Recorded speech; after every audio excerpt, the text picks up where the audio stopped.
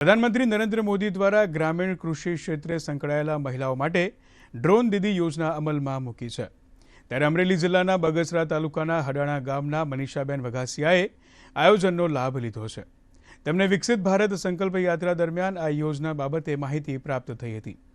ત્યારબાદ તેમણે ડ્રોન ઉડાડવાની તાલીમ પણ લીધી હતી, જેના થકી તેઓ હવે પોતાના ખેતરમાં ડ્રોનની મદદથી દવાનો છંટકાવ કરવા સક્ષમ બન્યા છે।